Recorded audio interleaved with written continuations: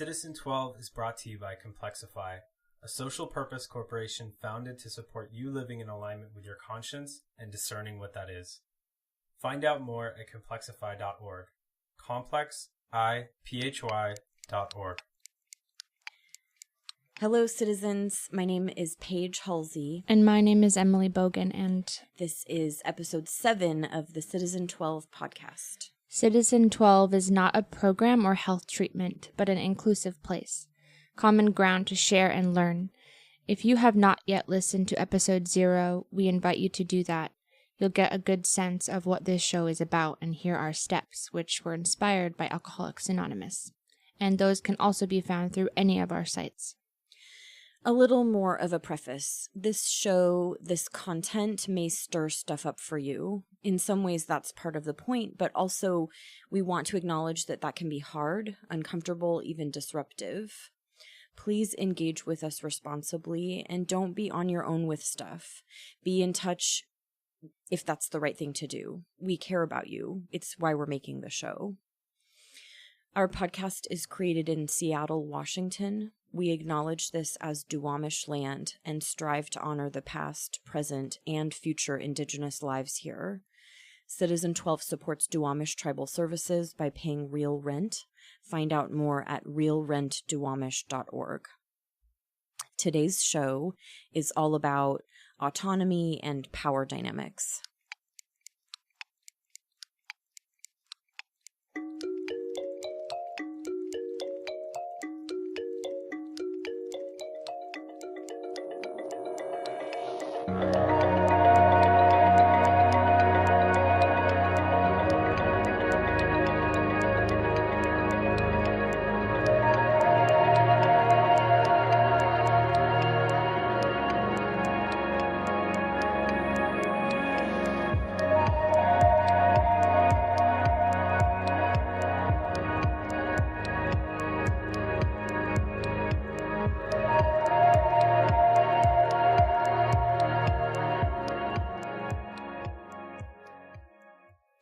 In preparing this episode, we originally thought we were going to talk about humility, but what kept coming up to address now was less about humility and actually more about autonomy and really even coercion. We've talked so much about knowing ourselves and being ourselves truly. This is, and if you've been listening to this show, then obviously it's really at the heart of this work. So we will touch on humility as we see being ourselves as at the heart of humility and intertwined with autonomy and something like what I think of as self-determination. So let's talk a little bit about what these terms mean to us. And I guess we'll start with self-determination. You know, in regards to what we talked about last episode about being versus feeling, the distinction between being versus feeling. Part of why this came up was that there was this question about, well, if we have choice about who we generate ourselves to be, who chooses how to be? Emily, will you say a little bit about, you even kind of asked me a question about that. yeah. Well, there seems to be a lot of options sometimes, or no option at all, and about like how to be, and our feelings can be, you know, very powerful. And like I shared last time, I suppose I've been sort of living in a way where I've given a lot of power to my feelings and really loving this new terrain of being in despite of whatever I am feeling and generating, like we talked about. And I really have found myself since our last show thinking a lot more about generating ways of being despite how I feel. And so in that way, I think I've maybe accessed that self-determination. And I think the key here, and maybe we didn't talk about it too much last time, was like, what am I, like, how am I deciding how to be? So, and that was what I was hoping you would that we could talk more about. Okay. How it is that you're, so, you know, in the last episode, you were like, oh my gosh, I can choose however I want to be. Right. And I don't know if I said it on the air, but my invitation under the Citizen 12-step umbrella was because we have this practice of a third step, would be to actually surrender who you're going to be to what you trust to guide you. So whether that means you're asking God or your conscience, you know, it's not just like whatever Emily's mind decides to be. No, it's, for me, what it's been like is I realize in this moment I have freedom to consider how I want to be, and I check in with my conscience. And usually it's like, what's, you know, I want to be fulfilled, and I want to be engaged, and I want to be present and of service. And, you know, usually it matches kind of up with the principles, the spiritual values that I have. Yeah, I think part of why it's important for me to distinguish this is that, are you familiar with the term name it and claim it? Kind of a spiritual, like the Secret, like the book The Secret. Oh, yeah. So to me, that really claims to promote self-determination. But to me, and this is why I don't love the term self-determination, is that it actually is kind of talking about what I think of as the self, or it doesn't explicitly delineate operating from our conscience or what God would have for us. Right. And that is part of it that hasn't worked for me. So I mean, Paige's machinery, you know, like my urges or reflexes might want me to be passionate, but I might be in a situation where being passionate isn't actually what is most appropriate. And because I have this third step practice, in part, I'm really interested in surrendering even that creative way of being to listen for guidance about how to be. Right. I think that was the piece I wanted to make sure we got in. Yes. And I mean, there's definitely been moments where I have forgotten, I guess, to like offer that up and like collaborate with my conscience. But I like that way of saying it. But yes, huge difference, I guess I would have to say, in just taking that extra moment, that very important moment of remembering that I am trying to live with my conscience.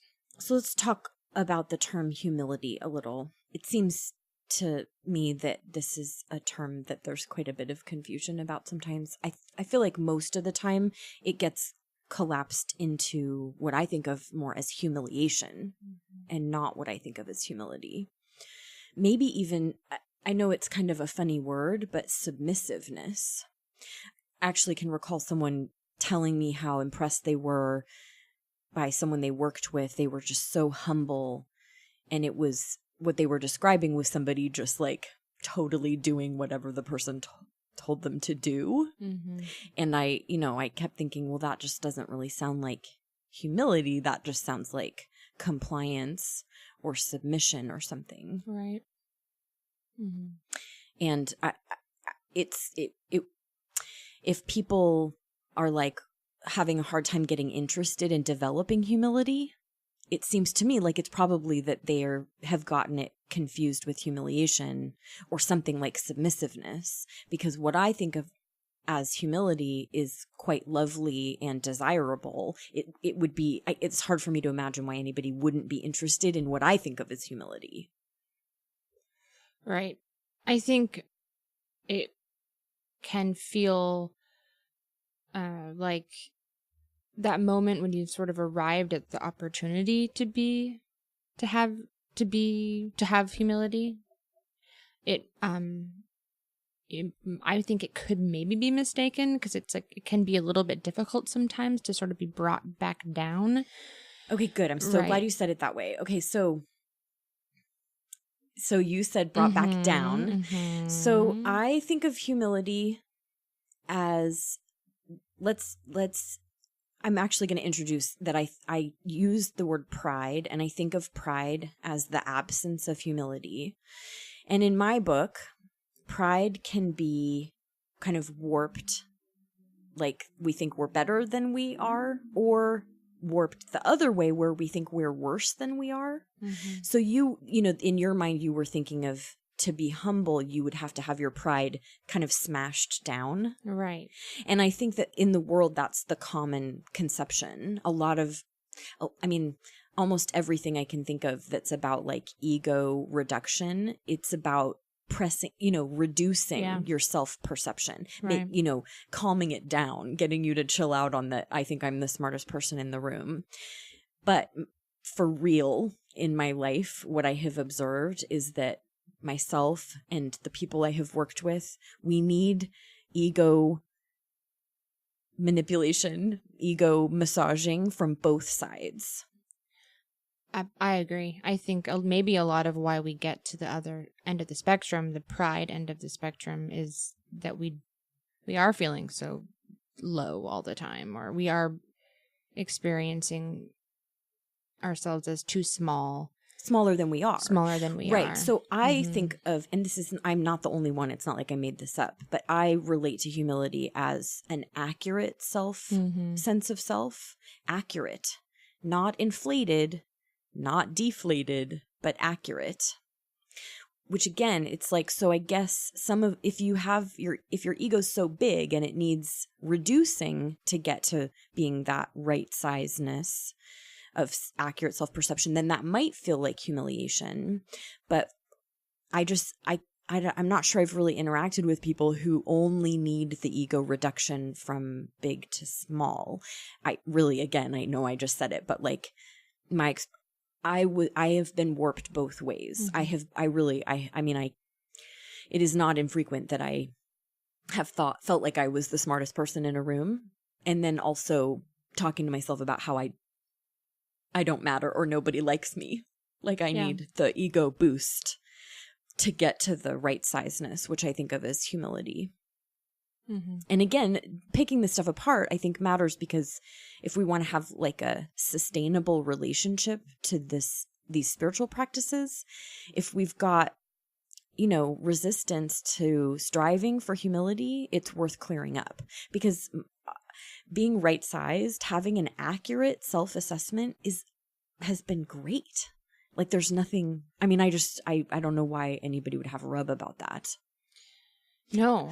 But I guess I can include too, and I don't know if I've said this on the show before, I really value being accurately related to reality. I'm not saying I am all the time, but I really am striving for it. And all of my life has shown me that it really works to be accurately related to reality. Mm-hmm. And this pride, ego, self-perception thing are components that can get that all confused. Right. So we've already talked about some, in this show, we've talked about barriers to abiding by our conscience or hearing our conscience. And in some ways, this is similar to a barrier to humility, a barrier to accurate self-perception. And we've talked about internal clogs, but today I wanted to talk a little bit about what I think of as more external clogs. And of course, these things are interrelated. They bump into each other, but to be able to talk about it, we're going to talk about them as external. Mm-hmm. And I often think of this area, these external barriers to being able to hear myself or my conscience or be myself or have this accurate self-perception as like noise. Mm-hmm. You know, noise from the outside, noise from outside of myself. And I don't mean like my conscience, which again, I think of as kind of inside and outside myself. Yeah. I'm talking about like other people by and large, or institutions. And I think of it really under the umbrella of pressure. Even I use the word cajoling, but I get that that's not really in common usage, but it really just means pressuring. I think technically it might mean like lighthearted pressuring. And, you know, I mean, I interact with a lot of people who mean well, but are still being pressuring. And for me, that still registers as noise.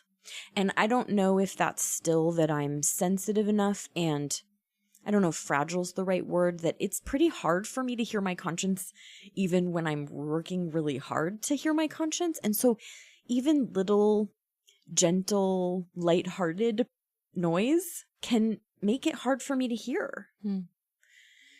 That's really important I'm glad you shared that, because it kind of just goes to show why it's so important to not be pressuring, and and when what happens on the other side of that.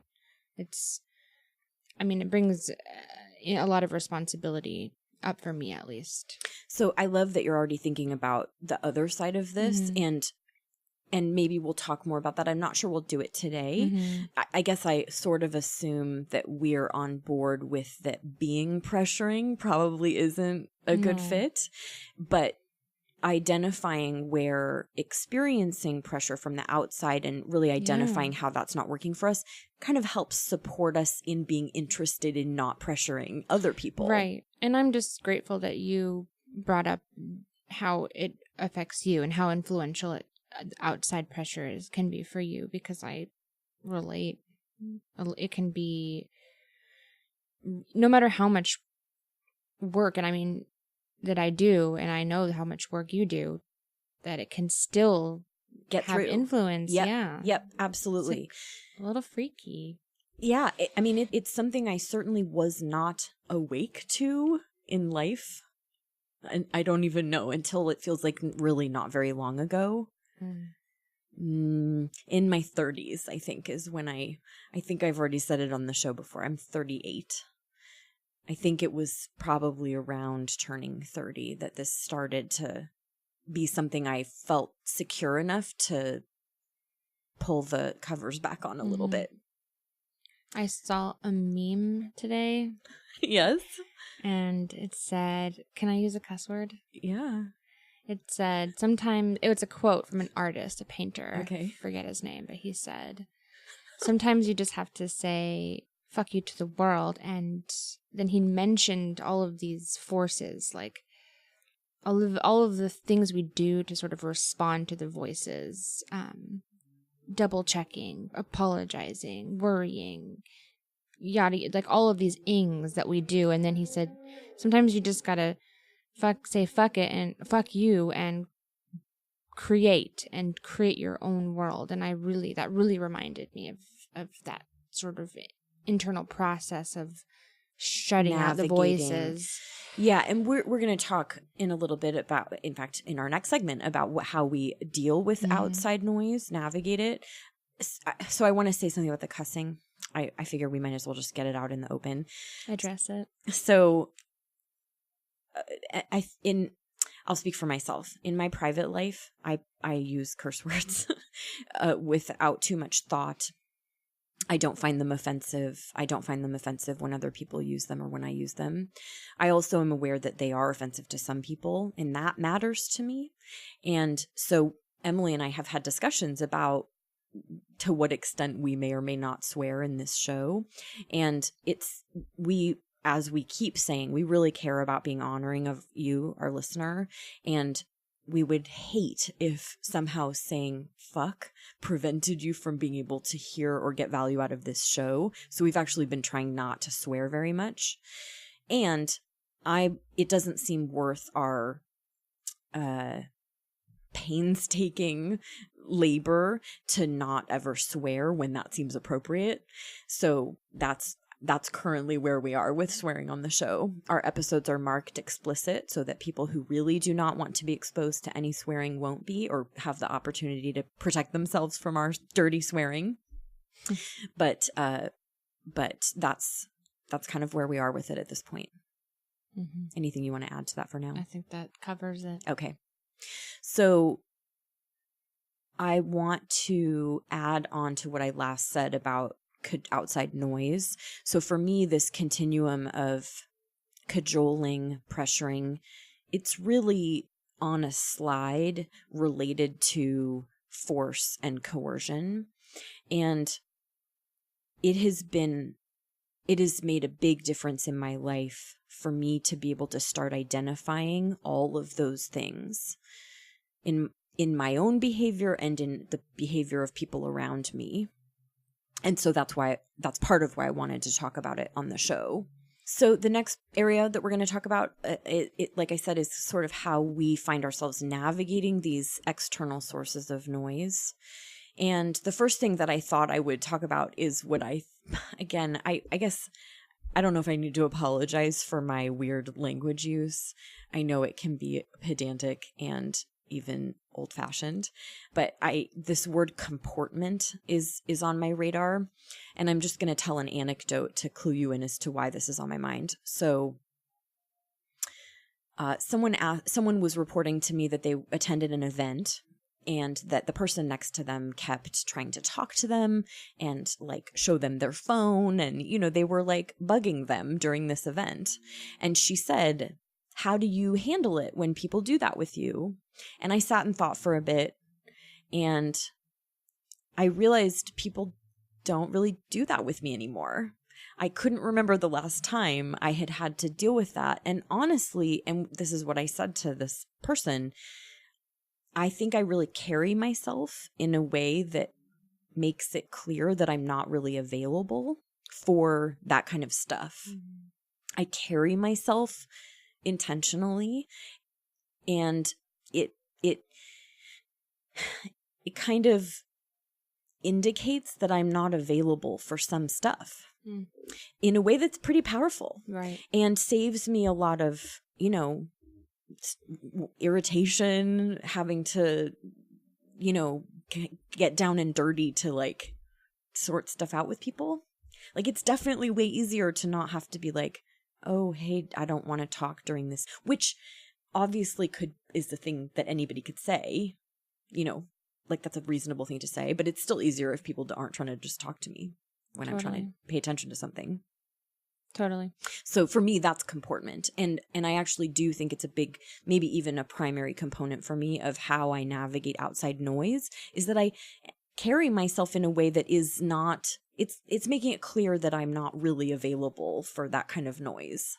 Yeah, I have experience with that too. I remember several years ago in just kind of being in a place where I would be very carried by noise, and people being like, "Let's go to brunch and let's hang out all day," and sort of being like carried from one person's ideas about what I should do with my time to the next, and feeling really exhausted and worn thin. And I remember my good friend said something to me like, you just gotta say no, and people get used to you saying no and they'll stop asking, or something like that. It was more eloquent. Like, people just got to get used to you saying no. And that I kind of used that sort of as my mantra, and my life has dramatically shifted since then. I have so much more autonomy, and just due to that, comportment, I guess. Yeah, that's great. And I like that it took a little communication from someone with some experience about it to help you see that was available and acceptable. Oh yeah. I really, that's been my experience too, that these things have been demonstrated for me. And then I've had my experience and practice with it working. Right. And this is someone I trusted and who I saw doing a lot of great things with their time. So the next point we thought we would hit on is what I think of just as awareness of outside pressure. I am now also thinking that this kind of awareness is addressed often in training about how people can minimize their exposure to violence, even. That maintaining awareness of power dynamics is a part of that. Mm-hmm. And I don't know if it's that I thought I would be safer if I didn't have awareness about these things, or I just was so afraid to learn about power dynamics, but I really resisted being able to identify outside external pressure and pressuring and all this stuff for a long time. I see that in the world, that people are like threatened by even the idea of thinking and talking about these issues. That somehow identifying it is gonna, I don't know what. Well, it's probably gonna disrupt things, and bring awareness of your own ways that you're, being coercive. Right. But if you're in a position where you're currently being oppressed and you're like somehow dependent on that, I can see why you wouldn't want to disrupt that. Well, or a part of you wouldn't, I guess. And obviously they're like how to say it, degrees isn't quite it, of oppression. Mm-hmm. In my book, we are all oppressed mm-hmm. under the patriarchal capitalistic structure that we're living in. At least here, we live in Seattle, Washington, in the United States in the year 2018, and all of us are oppressed in my book. And yes, different degrees of urgency of oppression, obviously, of course. I trust that getting accurately related to reality in this area is on the right track for me. That's how I seem to be invited, what I seem to be invited toward. And I'm eager to share that with my community. Yeah. So can you say a little bit more about, like, give an example of how awareness has helped you kind of just through a situation like that? Helped me through a situation? Just having awareness of a power dynamic. I'm not sure I have an example right front of mind, but what I can say is that when I just am more sensitive to when someone is attempting to boss me around or tell me what to do or exert pressure or not honor my self-determination. So I guess the example that I'm thinking of most recently, and this is such a small thing, and actually, can I even remember what it really was? Well, I was at a family event, and it was actually, I hope they won't mind me saying, it was my dad and my brother talking. And my brother is a very busy person, he just is a very busy artist and worker, and my dad wants my brother to go camping with him. And my dad was saying, these are the dates, and my brother said, I'm not sure about camping on those dates. I'll let you know. And in my book, that kind of concluded the conversation. And my dad said, oh, come on, you gotta just make it work. And I don't know if that first kind of cajoling caught my attention, but then there was like, later in the day, he said it again, like, oh, it's important to me. And, and the thing is it's true that it's important to my dad. It's not that that's a lie, but it registered for me that my dad was, in this sort of small way, really attempting to exert some control over my brother. And because we have a really amazing relationship, I said, Dad, are you open to honoring your son's words that he already used with you? Like, he already said he'll check the dates and let you know. Mm-hmm. And I mean, I have space to talk to my dad like that. Mm-hmm. That wasn't always true, nor did I have the wherewithal to like notice that dynamic. And it's not that my brother needs protecting from me, but it's this, we're like contributing to each other and learning from each other. And my family and I want to like keep growing toward shared living rather than like authoritarian or controlling. Right. And I think that's great. It's kind of like you're saying sort of that it's present in your family. It's present in a lot of our families. And oh my gosh. And this is obviously in quite a minor, I have experienced much, much more extreme and violent power grabs. Right. Like that, I don't know how much harm ever would have come if my brother had gone camping, but I am also kind of on the side of if I want to honor people's self-determination. Mm-hmm. I want to support my brother figuring out for himself if going camping on those dates is right for him. Mm-hmm. I trust him. I want to support him trusting himself. Yeah. Was that an okay example? Yeah, I really wanted to talk more about that awareness because I do find it to be so important too, and I wanted just to open it up a little bit more. So, and I think we now have touched on in that example that another way that we navigate this noise is just by having open communication and staying committed to having open communication. And obviously, I'm talking about a situation with my family where it's very safe to do that, where Mm-hmm. I could say to my brother and my Mm-hmm. dad, "Hey, what are you doing with each other right now?" There was no threat of danger Right. or violence. Right. So, but that for me, building these muscles where it is safe seems good. Seems good.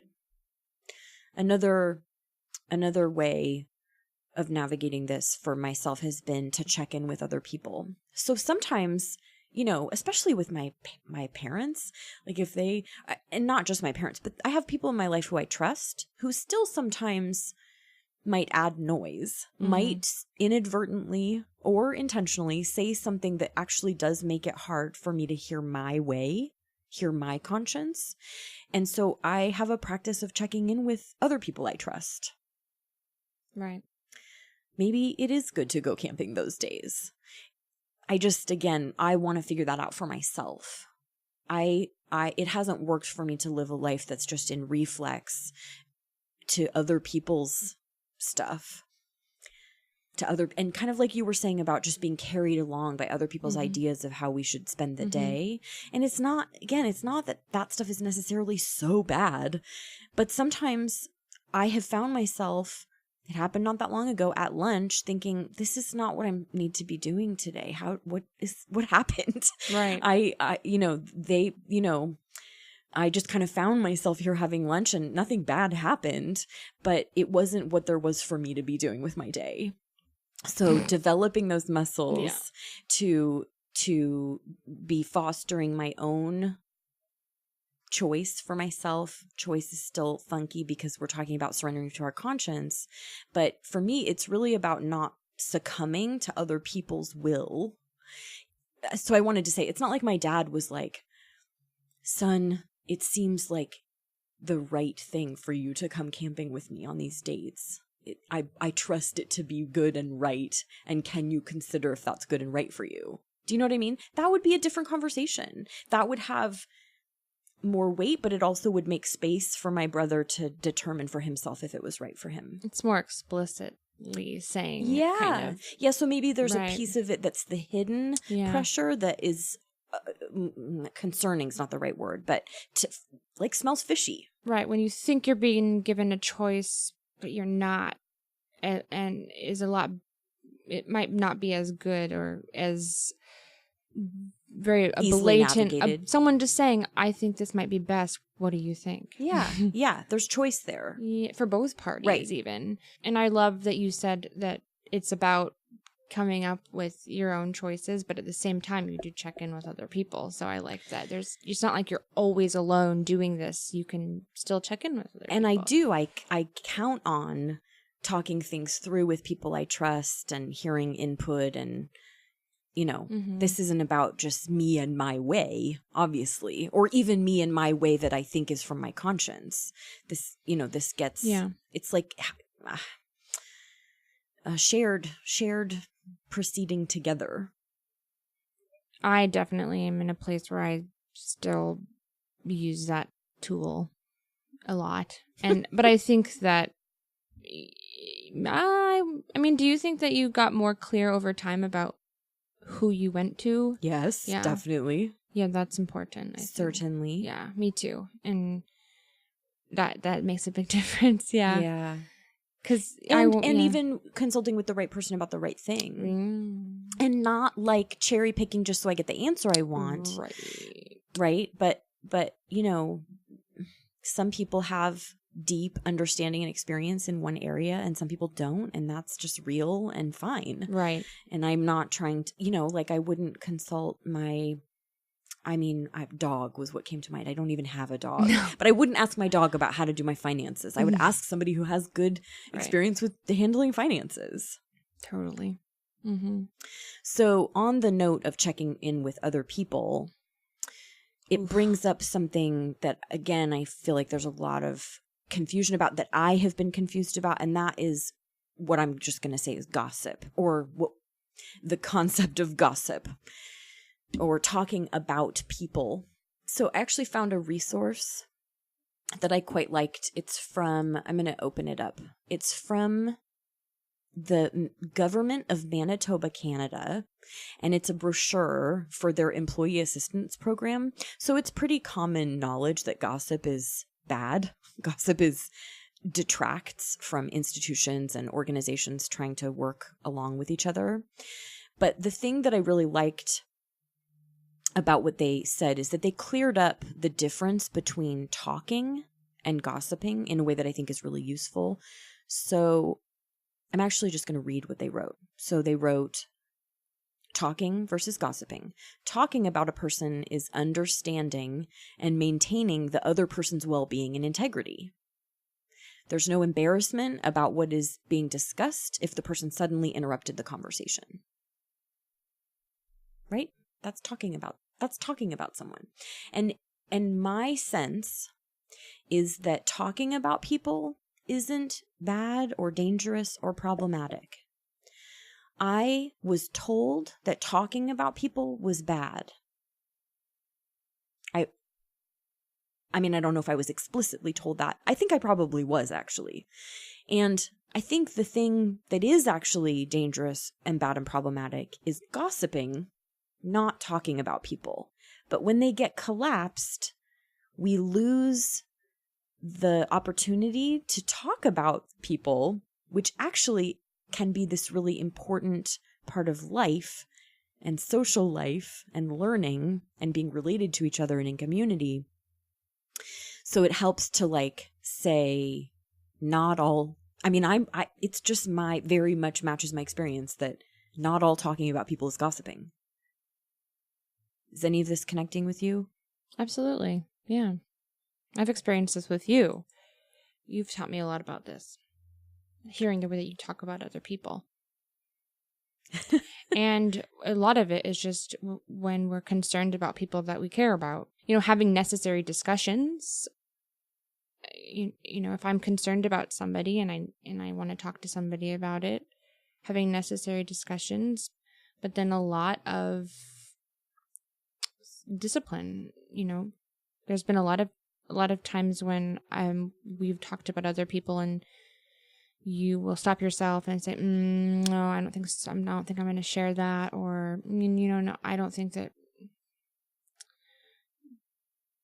I can just kind of see working with that. I really do have years of practice at being careful about how I talk about other people. I really am committed to not gossiping. And I'm committed to being able to talk about people in ways that are productive and useful and necessary. Right. And that does include being mindful of confidentiality or privacy. I very much care about maintaining people's trust with me. And sometimes people, of course, confide things that are not to be repeated. That's not what I'm talking about. Not at all. I'm talking about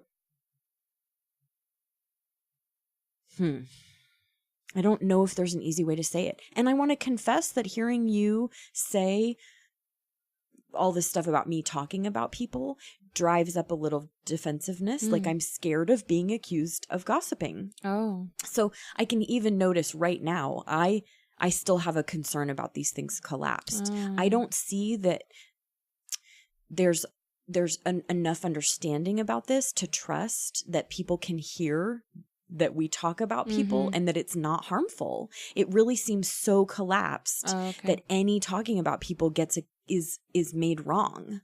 And I'm going to talk later in the show about why I think that's problematic. But for now, really, I was hoping to begin to pull apart gossip, which I also was told was with malice, that talking about somebody maliciously, gossip, problematic, dangerous, bad. just talking about people while maintaining their integrity and respect and privacy is good and fine and not defective or harmful. No, and what I meant to say and was trying to say is I feel like you've taught me a good amount of how to talk about people without having gossip. That's kind of what I was meaning. I got that. Yeah. And I'm glad that you feel like we've been able to navigate some of this together.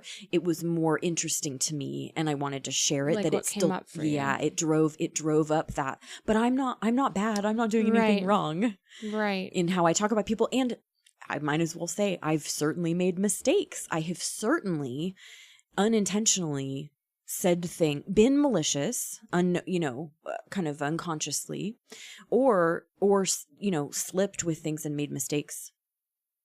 And I mean, fortunately, I have tools to repair those mistakes. And I don't know if anybody ever goes their whole life without making some of those mistakes. So for me, it's not even about making sure I never, ever, ever get that wrong. Really, for the sake of this, it was about just preserving the opportunity to still talk about people, which is this really important tool for being able to find our own way and hear our own conscience without being scared that we're doing something wrong, bad, gossiping.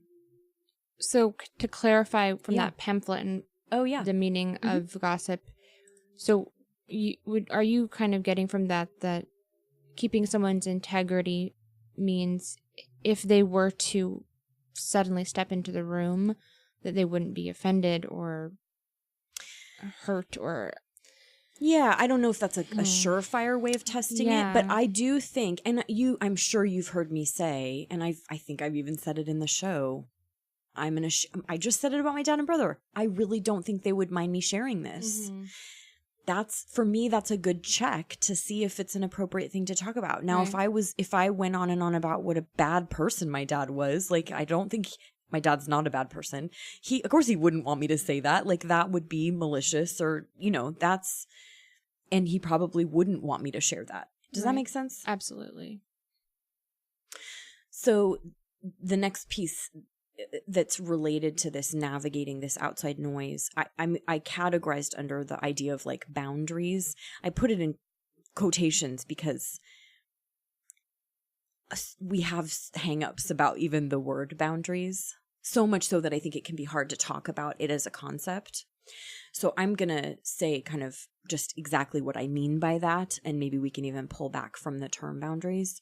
But sometimes around this noise thing, and actually I guess I did it with my dad, but the first thing that came to mind was just making direct requests of people.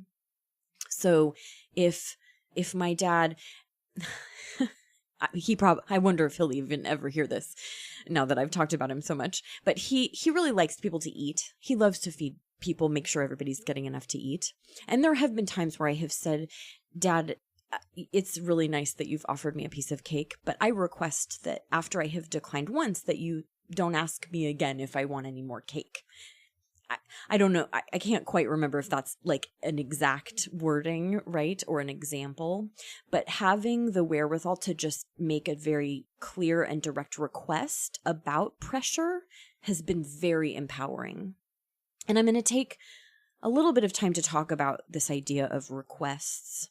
So I didn't come up with, obviously people know what requests are, but in coaching, I actually was introduced to this concept as a part of navigating ongoing successful relationships, requests. And I know you and I have talked about this. And in case you can hear it in the background, I apologize. We're having lots of sirens in Seattle on this sunny Saturday afternoon.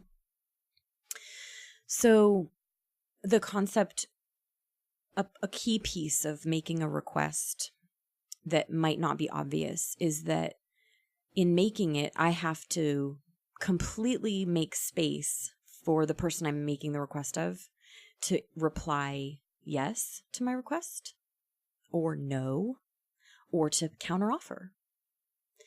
If I'm not doing that, if I don't make space for them to say, truly say yes, no, or a counteroffer, then I'm not making a request. I'm making a demand. Like being controlling, more pressure, totally a different thing. And having a relationship, maintaining relationships where we have that much space and the ability to communicate plainly like that didn't come automatically for me. It took time and attention, effort to build relationships where we interact with each other like this. I have found it to be an indispensable tool. I cannot even imagine that I would be able to live successfully with my husband the way that I do if we didn't have this tool. Yeah, I struggle with this one, and it does help to hear you say that it would help to consider if I'm making a request, if I'm leaving room for the person to say yes, no, or give a counteroffer. That helps. Because sometimes it is hard for me to formulate requests because, Well, I'm just going to say because of the temptation to make a demand. Yeah. Yeah. Because I want something and I can't not want things. And totally. Yeah, that's a hard one. Yeah. This talk about requests, it's obviously not totally distinct from talking about demands, but to a large extent, they have to be kind of segregated. Demands and requests are just different things. And I don't consider it some powerful relationship tool to make demands. No. But I think it's interesting because even something that might sound like a demand might even be more of a request. I think it's when someone really doesn't know that they're even being given a choice at all. And I think that that's at least been for me like the most harmful part of having been in an abusive dynamic is it might have even been easier for someone to say, do this. At least then I know, hey, that sounds like a crazy demand and I'm not going to do it, but can you think of an example that you would be willing to share here? Sure. Well, let's think. Okay, well, we talked about this a little bit earlier. So when someone wants you to, do something with them. Come to brunch, right. And they know something about you. They kind of know that maybe you struggle a little bit with spending too much time alone, or you've talked to them a little bit about, maybe I isolate too much. Okay. And they know that about you. Okay. And so they use that in their pitch. Okay. Absolutely. And they say something like, you should come to brunch because it would, give you an opportunity to not isolate and to be with other people. And that sounds a lot less like a demand, or that sounds a lot kinder in a way. It's a little bit like it's harder disguised. To hear it as pressure. Yes, but if something is presented to me like that, there really is a lot less choice because here I'm confronted with not only the pressure, but my own stuff about isolation, hypothetically. And so it seems a lot less like if someone were to just say, I want you to come to brunch, or I'll be bummed. Or, something a little bit, that's not even that demanding. My friends aren't that mean, so I can't my friends aren't like, come to brunch or I'm not your friend anymore. You're a shitty friend. That's so explicit. Yeah. No, what's much more realistic, which I'm sure you have felt, even if you have good friends, mm-hmm. is, come to brunch. I need you to come to brunch. Mm-hmm. And what goes unsaid there is you'll be a shitty friend if you don't come to brunch. Mm-hmm. I mean, those are demands. Okay. So I really strive to, when I make a request of someone, to make sure I am actually in a position to be at peace with. I'm not saying like it. Like I might want you, really, really want you. Let's use showing up on time. I really do want you to show up on time. Mm-hmm. But I work hard to make sure that I'm not making you show up on time, putting pressure on you to show up on time. I'm going to keep asking you, are you available to show up on time? And then there's no manipulation. There's no manipulation. It doesn't feel like there is. Well, good. And I didn't mean to bring up the on time thing. It was, yeah. I just think this is important. We're weeding it out because for me, it is hard. I have to just admit, it's hard for me to not be demanding. And yes, so thank you. it's like I want to make sure that I'm not, and it's not easy for me. It doesn't come naturally. And so I can think that I'm not being demanding when and I still am. being demanding. Yes, Yeah. lovely. That's a beautiful thing to say. And actually it ties into something we talked about off air today. So I'm not the person who first said this. I don't know where I first heard it, but it was posited to me that when somebody says, I'm really open-minded,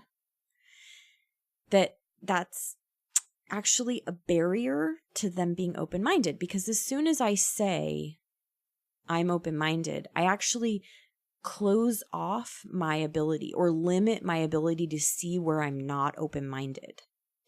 And the reason I bring this up here is that owning that you have had a tendency to be demanding, or that you persistently have been tempted to be demanding, and just knowing that about yourself, I actually think will give you access to seeing other ways to be. Yeah. So it's not about, good luck deciding not to be demanding, or like committing, or, Right. a lot of these ways we have tried to change ourselves. Right. Like, of course you don't want to be a demanding, none of us want to be manipulative people, but just pretending we're not manipulative, I haven't found to be very effective. No. So we will probably come back to talk about this making requests, maybe even making demands, being demanding. I had no idea how much we would talk about ways of being, although of course this is just pervasive here in the show right now. And I'm happy to offer experience with being demanding, having been demanding. So generous. Thank you. So that's interesting. So I think we covered, I guess I'll throw in one other bit. I was taught that to make a complete request, it not only meant making space for people, real space for people to, accept, decline, or counteroffer, but that also the request would be explicit enough to be executable, and that there would be a time frame. So, husband, make me happy, not a request. Demanding, not executable, and no time frame. Husband, I request you do the dishes before you come to bed tonight. Executable, space for him to say yes, no, or counteroffer. Does that make sense? Mm-hmm. Some examples. I like that. So now when there's pressure and open communication or making requests, that's not the right stuff to do. I have come to a place where what has been right for me is to separate myself from the source of the noise. I don't really know how else to say it. There's some noise that's so loud that no amount of checking with another person or enduring the noise is gonna be adequate for me. I really have had to separate myself from the source of the noise. I know that's funny wording, and maybe it's not that it's funny wording. I think it's more that for a lot of my life, I thought that was a bad thing. That sounded like running away or being punishing or something bad. And it actually obscured my ability to take good care of myself.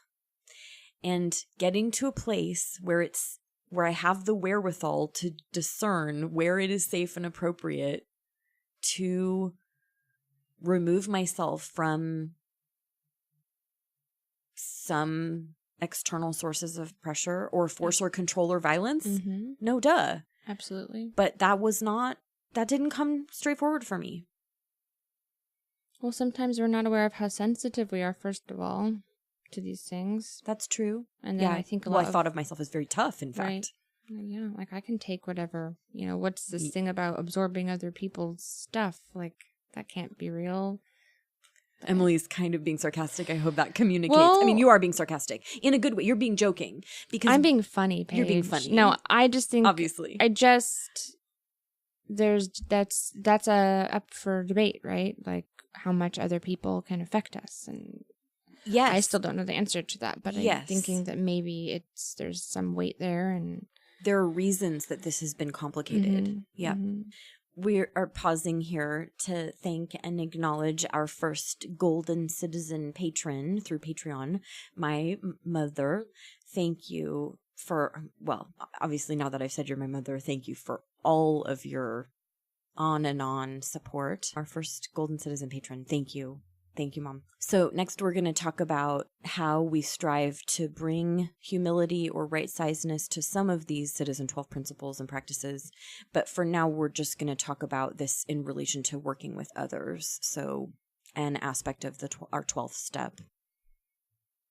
And what we really want to share is that we have found that it is important, critical for us on both sides of working with others, or being worked with, I guess, is establishing a peer or partnership alliance rather than like a hierarchical leader subject role. Does that make sense? Mm-hmm. I mean, for me, it's really all I can do to just, I mean, this is what we've been talking about today. Like, it's hard enough for me to hear, and I've said it on the show before, it's hard enough for me to hear my own internal guide. I'm not sure it would even be possible for me to do that kind of listening on behalf of someone else, or for someone else to be, I mean, like, can you hear my conscience for me? No, right. I mean, it's right. It's inside of me. It's my deep connection to my path. And for me, that means that to do this spiritual work together, that we kind of need to be on the same page of that it's not that you're going to tell me what to do or how to live. Like, I'm not doing a third step, surrendering how I live to you or your will. I'm striving to surrender to what I'm trust to guide me, my spiritual connection, God conscience. Oh, yeah. This partnership dynamic is obviously, as we've said before, in kind of contrast to authoritarianism, that authoritarian style of leadership. It just hasn't been a match for how this work has really been meaningful for me. So that's one piece of bringing humility to this, but maybe even, well, I guess it's the same thing, but it feels really important to say, I do everything I can not to tell people what to do. So I'm not saying that I don't give and, if somebody wants to, let's say, write a fourth step, write an inventory, obviously I will show them how I've done it and how I do it and how they can do it. For me, that is still different than telling someone, do this, write this way.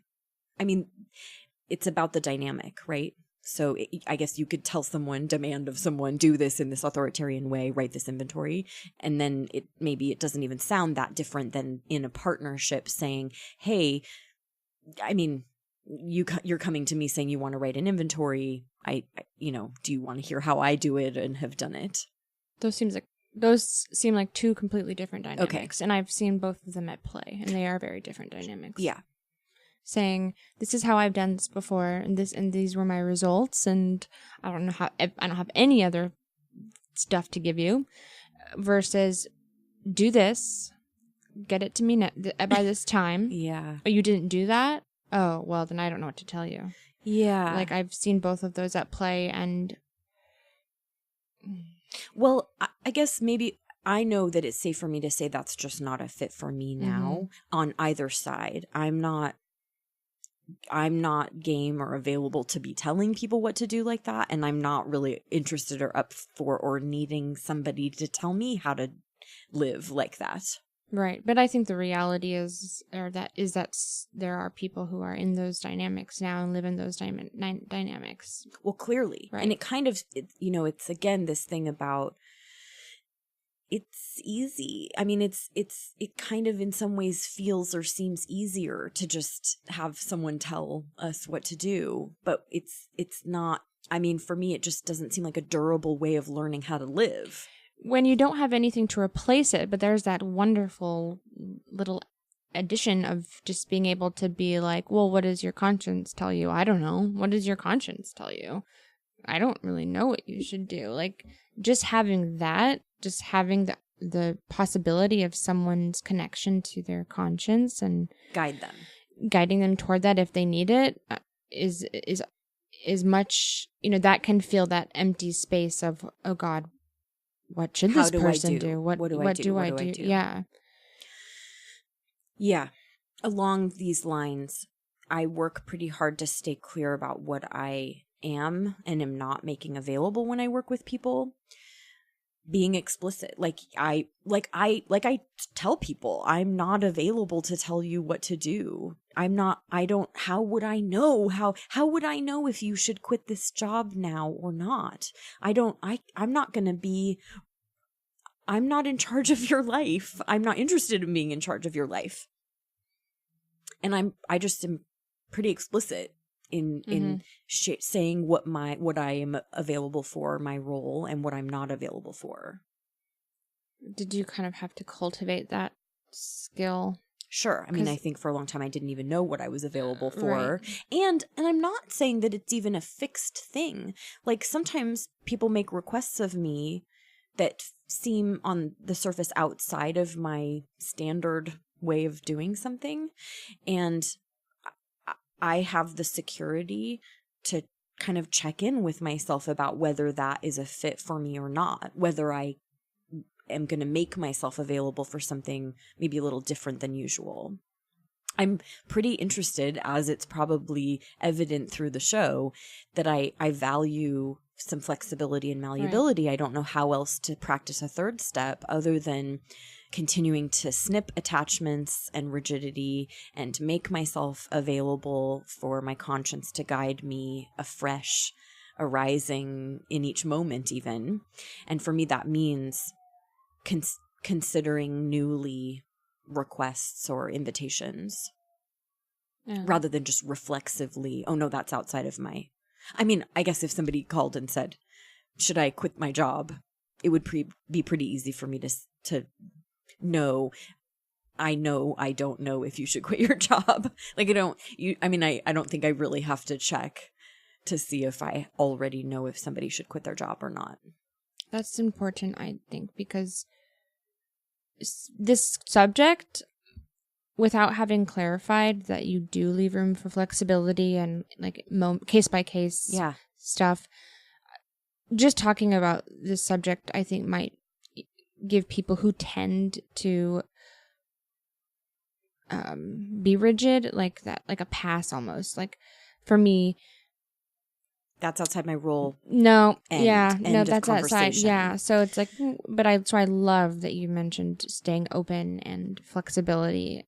So our next segment is about sort of ways of identifying we might be up to something weird, like pressuring or controlling. Like, alarm bells is how I think of it. And I think about alarm bells a lot. I have all kinds of things that I consider like alerts to help me recognize if I'm up to something weird.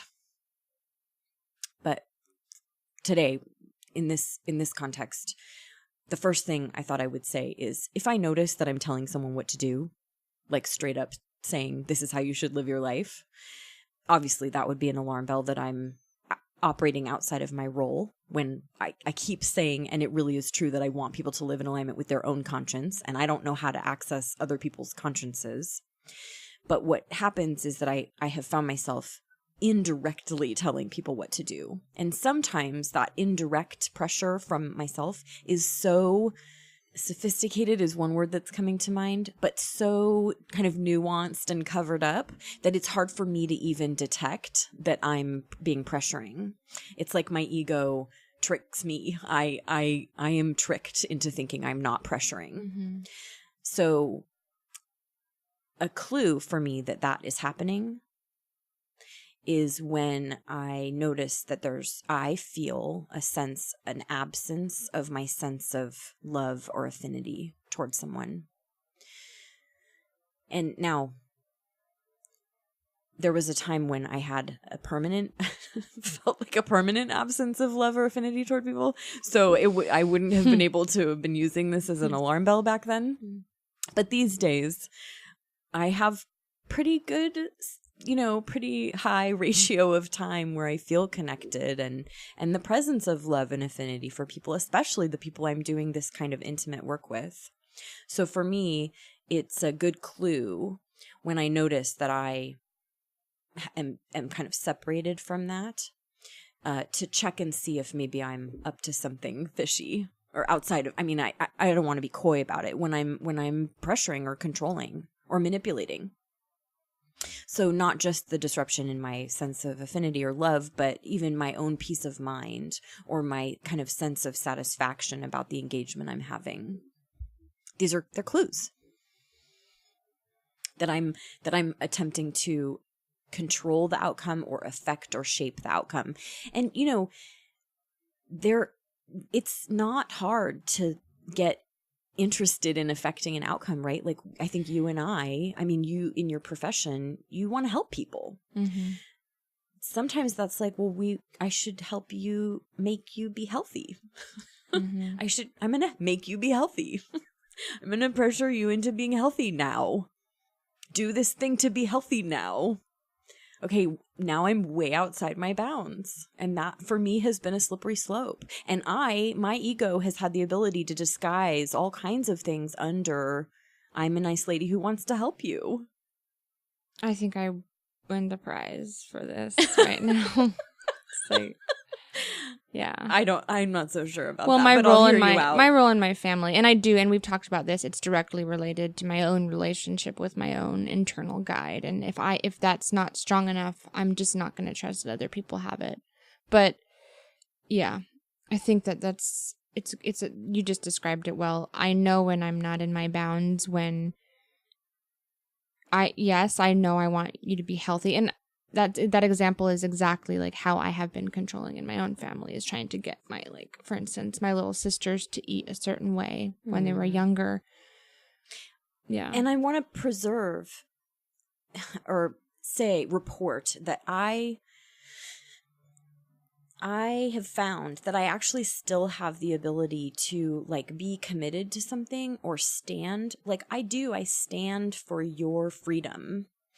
There's a way for me to do that without being manipulative or controlling. And that is a nuanced thing. There was a lot of the pendulum crashing back and forth on learning how to even know about what I'm talking about right now. But they don't cancel each other out. Right. I can still be interested in wellness. Clearly I am. We're making this show. I can do it without pressuring.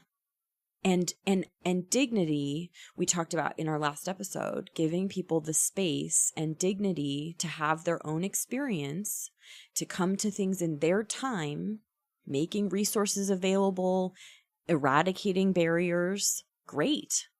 Pressure, control, force, for me, not great. I'm not into it. I'm not seeing that there's a place in my life where that is the right fit. For me, it's just never been effective. And it's not even effective. It doesn't even work. I've been sure about things, 100% sure about you're talking about effective when you're trying to force someone else. Yeah. I see. I was thinking about if it's effective when people force us. Nothing. And both of them are not. Well, I think our bosses, people we've done work for money for, might think that they've been effective at extracting things through us through force, or I don't, and even. It's a complicated thing. And Emily and I have said it before. We are not talking about these things because we have them all figured out and have the answers. It's way more that we think that the experiences that we're having and the observations that we're making are common to other people and are really worth talking about and getting out on the table. Yeah, and in full transparency, I think this is where where most of the damage of my life comes into play. Me causing damage and being hurt. Yeah. So I think it is very important to talk about. Our final segment for the day, our now, I think, weekly segment, hang-ups and pitfalls around this topic. I have found for a long time, no matter how much I preface with people that I am not available for or interested in or going to tell people what to do, people still hear me telling them what to do. And it happens all the time. And I only know this because I've heard people say in front of me, oh, I did XYZ. Paige made me do it. Paige made me, not even just told me, made me. And, you know, I really have had the presence of mind to be able to go back and, you know, consider, well, was I making them do this thing? And honestly, in these cases, that's not what was happening. And I would imagine that this will, if it hasn't already happened with this show, that when I talk about how I value being transparent and practice that in my life, it's pretty easy to hear that as you should be transparent and be transparent in your life. And the only thing I really know what to do about that is to keep that out on the table, to keep addressing our shared temptation to not take responsibility for ourselves and seek people to tell us what to do, sort of like this pursuit of being off the hook. I did it because somebody else told me to, or it didn't work out because it wasn't even my idea. Or, I mean, there are so many ways that dynamic lets us off the hook. And I'm also hearing you kind of say that there's a tendency to misconstrue, like, for instance, with this, using our podcast as an example, I'm sure that there's, you know, it might be misconstrued as Paige and I thinking we know something and that we're going to tell you what to do with your life and do these steps, whatever, be this way, be that way. What else would we be doing kind of might come to mind. Like, why else would we be doing this? Except that how many thousands of times can we say we really are doing this to support you, listener, listening to your path, your conscience. In our introduction, we said, please, if something isn't a fit for you, leave it. Don't take it on. That's not what we're trying to do here. But directly the opposite. Directly the opposite, yes. And I just know enough to know that it's hard to maintain that clarity. And so I'm committed to just stay being responsible. For me, that means continuing to be in open communication about it. Me too. And I guess that kind of bumps into, I don't know if I just said it. I have a really poor memory. But it's related to me to this kind of almost what I see is common to people, this pursuit of innocence. It's a lot related to like this tendency to not want to be on the hook, not wanting to be responsible. But it's another clue for me when I notice that I'm kind of like trying to defend that I'm innocent of something, that it's a good opportunity for me to take another look. Actually, I'm going to add defensiveness itself is really an alarm bell for me to indicate, especially in an intimate, caring relationship. Like my husband and I, he's not out to get me. We're in the same corner. So when I notice that I'm like pulled to be defensive with him, it's pretty easy for me to be like, Paige, what are you doing? He cares you. He's in your corner. There's nothing you need to defend. What happened? And often there's really good stuff. I mean, it's hard. It takes courage and vulnerability and awareness and all kinds of stuff. But I have found really good stuff can come, connection, namely, ultimately, when I can identify that my defense was not really useful and set it aside. Okay. When it's safe. The last point that we are going to share for today, going to confess, don't know the best way of getting at this, but what I think of as like this confusion about what humility is often can bleed into like cultural pressure to have no opinion, does that make sense? Like, I mean, I know we talked about this in preparation for the show, but like when I say that, I mean, do you see that in the world it's almost like there's not space for us to have preferences and opinions? Oh, yeah. Okay. I think it's in our culture, directly sets us up for not like interrupting that ability of ours. Like, I think that we have it. Like, I definitely know that I have opinions, but that they haven't been fostered. No, you haven't they've been not been encouraged fostered or encouraged to develop discernment about your preferences and views. Mm-mm. So for me, how I see this as mangled humility is with the submissiveness thing. Or compliance, really. I mean, I already used that word. So if people are, attempting to get me to comply with them, then obviously that kind of shuts down any space for me to have my preferences or voice or discernment judgments. And I don't think it's totally out there to say that people have a lot of kind of confused stuff about being judgmental, that having it's like collapsed with being discerning. And if there's no space for like if you get being judgmental jumbled up with having discernment, that eradicates a lot of like good, important stuff. Yes. So this whole thing about not having an opinion or a preference or a view in connection with what I think of as like maybe that confusion about gossip and this mangled like sense of respect for privacy or something, or maybe even anonymity, it's a bad recipe for a community. When I am not supposed to have an opinion, or I get the message that I'm not supposed to have an opinion and I'm not supposed to talk about people, I mean, I'm going to straight up say that creates an environment that may even foster abusive dynamics. It definitely tolerates them. It might even like invite and allow the persistence of abusive dynamics. And in case that it's not clear, I'm not up for that. I'm not down to engage. I don't want to be any part of that as much as is possible, which for me includes like putting my voice to that doesn't work for me, and that I'm doing what I can to not take part in that. Oh, yeah. I mean, this is a perfect description of what the patriarchy has done to the power dynamics in our culture and the voices of those who are oppressed. And I think the first task as a woman for me has been to first of all figure out what is my opinion. There is an absence of even having one, and that's like that submissive piece, and that's like a whole job on its own.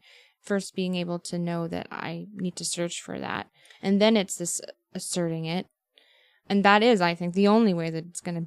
You said this is not a good community recipe for a community, and no, it hasn't been. And my responsibility I have seen is that the only thing I can do is to find that voice and to assert it. Yeah, I guess I have a little snag about the word assert. It could just be me. Mm-hmm. It's just not the way I would say it. Mm. Obviously, I really treasure being myself.